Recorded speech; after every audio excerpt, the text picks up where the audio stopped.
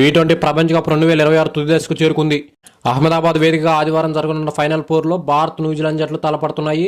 అయితే ఈ కీలక మ్యాచ్కు ముందు టీమిండియా కూర్పుపై ముఖ్యంగా ఓపెనర్ అభిషేక్ శర్మ స్థానంపై తీవ్ర చర్చ నడుస్తుంది.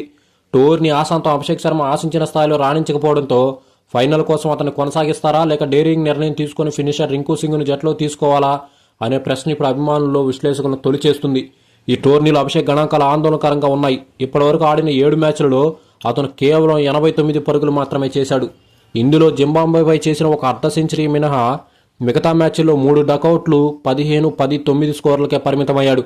అతని సగటు కేవలం 12.71 మాత్రమే ఉండటం ఇంకా ఆందోళన కలిగిస్తుంది. దీంతో కీలకమైన ఫైనల్ మ్యాచ్లో ఇలాంటి ఫామ్ లేని ఆటగాడిని నమ్ముకోవటం రిస్క్ అవుతుందని సోషల్ మీడియా వేదికగా దుమ్మెత్తిపోస్తున్నారు.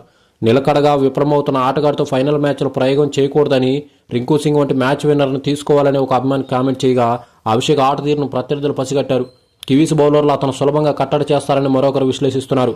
అయితే మరికొందరు మాత్రం అభిషేక్ ఫైనల్లో ఎక్స్ ఫ్యాక్టర్గా మారతాడని, కీలక సమయంలో బౌలింగ్ ఇన్నింగ్స్ ఆడతాడని ఆశాభావం వ్యక్తం చేస్తున్నారు. ప్రస్తుతం కెప్టెన్ సూర్యకుమార్ యాదవ్, కోచ్ గంభీర్ ముందు ఒక పెద్ద సవాలే ఉంది. విన్నింగ్ కాంబినేషన్ కోసం కొనసాగిస్తారా లేక ట్రోఫీ కోసం కఠిన నిర్ణయం తీసుకొని రింకుని జట్లోకి తీసుకుంటారా అనేది ఆసక్తికరంగా మారింది. దాదాపు మార్పులు ఉండకపోవచ్చని తెలుస్తున్నా ఫైనల్ ఒత్తిడి దృష్ట్యా రింకు సింగ్ పేరును పరిశీలించే అవకాశం కూడా లేకపోలేదు. అయితే అభిషేక్ శర్మను తీసుకోవాలా లేదా అనేది మీ అభిప్రాయాన్ని కామెంట్ బాక్స్లో తెలపగలరని మనవి.